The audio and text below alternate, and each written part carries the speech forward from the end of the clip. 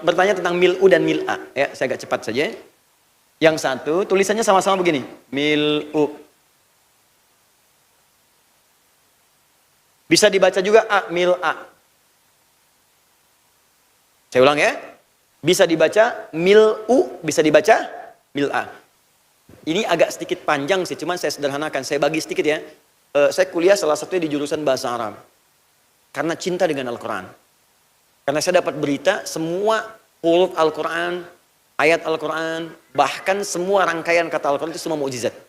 Maka saya pelajari bahasa Al-Quran, ternyata Masya Allah saya temukan. Bahkan semua harokat dalam Al-Quran itu ada maknanya. Kalau pakai U, artinya mil'us samawati. Ya Allah, aku telah memujimu. Ya Allah, aku jadikan engkau sebagai Tuhan yang satu, aku agungkan engkau. Baik, engkau pemilik semua ketinggian di langit dan bumi. Engkau semua pemilik anugerah-anugerah yang tinggi yang bisa engkau berikan pada siapapun, setinggi langit. Wa mil'ul ardi, nanti saya tuliskan sempurna di catatan selanjutnya. Dan engkau bisa memberikan semua yang tinggi-tinggi yang ada di bumi. Kedudukankah, penghormatankah, kemuliaankah, semua yang dianggap tinggi, engkau pemiliknya. Jelas? Kemudian wa ma bainahuma, atau antara langit dan bumi kalaupun itu ada. Wa mil'u ma syi'ta, atau engkau memberikan segala ketinggian pada siapa yang engkau kehendaki. Min syai'im ba'du, setelah yang ini, yang bukan langit, bukan bumi, atau semua yang engkau kehendaki. Ketika kalimat itu muncul, maka turunlah jawaban. Apa keinginan kamu yang ingin ditinggikan olehku? Apakah dunia? Ataukah akhirat? Kamu pengen pemberian akhirat yang tinggi? Minta sekarang. Apa? Minta Firdaus. Mohonkan, jangan tanggung. Makanya kalimat di Quran surah 48 ayat 29, mintanya yang terbaik. Yabtaghuna minallahi fadlan wa ridwana. Mereka memohon kepada Allah semua kenikmatan yang terbaik. Jadi kalau minta akhirat jangan nanggung, minta surga yang paling bagus. Kalau dunia, minta karir yang paling bagus. Ya Allah, berikan kepadaku dalam peranku peran yang bisa mendekatkan aku denganmu. Ya Allah, jadikan setiap peranku bernilai ibadah di sisimu. Ya Allah, tinggikan aku dengan segala pekerjaanku yang aku kerjakan, yang nilainya bisa bernilai dalam sisimu. Minta. Ketika bermohon seperti itu, apa profesi Anda, minta di situ.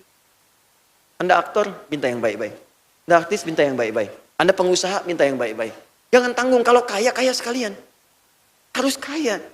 Kata Nabi, umatku itu kaya biasa. Yang aku khawatirkan, yang kaya yang tidak bisa menggunakan kekayaannya dengan baik. Umat Islam itu mesti kaya. Kalau nggak kaya, bagaimana zakat? Bagaimana bisa infak? Bagaimana sedekah? Karena itu orang dulu bekerja jadi kaya supaya bisa zakat. Bukan pamer. Kalau cuma pamer terlambat, korun sudah duluan. Sudah duluan. Kemana-mana bawa bodyguard, hanya bawa kunci berangkasnya saja. Kata korun, kalau ada yang pengen ngambil, ambil aja. Angkat kuncinya, ada yang nggak bisa. Jadi kalau ada orang sekarang baru punya Ferrari, pamer, cuma dipanasin bolak-balik, saingan sama taksi gitu kan. Mohon maaf. Terlambat, kalah sama korun. Saya pernah nanya orang, mau kemana? Samudra apa? Mau ngapain? Nyari harta korun. Harta karun sekarang masih dicari. Harta antum siapa yang nyari? Telat kalau sombong. Telat. Paham ya? Nah, kalau pakai mil'a, mil'as, bahasanya sama. Cuman bedanya di sini. Mil'as samawati wa mil'al ardi wa mil'a ma syi'ta min syai'im ba'du. Kalau yang tadi minta ketinggian, kalau yang mil'a minta dibukakan. Fathah. Ya Allah, engkau semua pemilik anugerah langit dan bumi. Bukakan kepadaku anugerah terindah di langit, ya Allah, yang mungkin aku dapatkan. Bukakan kepadaku nikmat terbaik di bumi yang mungkin aku raih. Bukakan kepadaku, ya Allah, yang engkau kehendaki yang mungkin aku tidak tahu. Ya Allah, tunjukkan, dekatkan kepadaku. Jadi mohon, silahkan. Poinnya. Itu poinnya. Pertanyaan saya, dari sekian ribuan kali Anda sholat, berapa kali Anda memohon dan memanfaatkan momentum ini? Sebagai seorang ibu, pernah kamu minta menjadi ibu yang baik di hadapan Allah? Dan Anda akan dihisab. Sebagai seorang ayah, pernah kamu minta menjadi ayah yang baik dalam pandangan Allah? Dan antum akan dihisab. Betapa banyak anak akan mengadu di hadapan Allah, ya Allah, saya tidak sholat ini karena bapak saya tidak pernah mencontohkan saya sholat. Karena ibu saya tidak pernah memfasilitasi sholat. Ini kasusnya nyata dan dalam riwayat ada. Maka bertukarlah ayah ibu yang hampir sehasta ke surga itu, kemudian dia tenggelam ke neraka untuk mencuci dosanya terlebih dahulu. Anaknya dipindahkan ke dalam surganya. Tapi ada anak yang akan ke surga, bapak ibunya protes. Ya Allah, kenapa engkau biarkan dia ke surga, sedangkan aku yang membelikan pakaian untuknya? Kalau bahasa sekarang, aku yang memberikan sarungnya. Aku yang memberikan baju kokonya. Dipanggil anaknya untuk menjelaskan dengan keadilan. Ditanya, benarkah fulan seperti itu? Kata anaknya, benar ya Allah. Ayah memberikan aku sarung, ayah memberikan aku pakaian, kalau bahasa kita sekarang.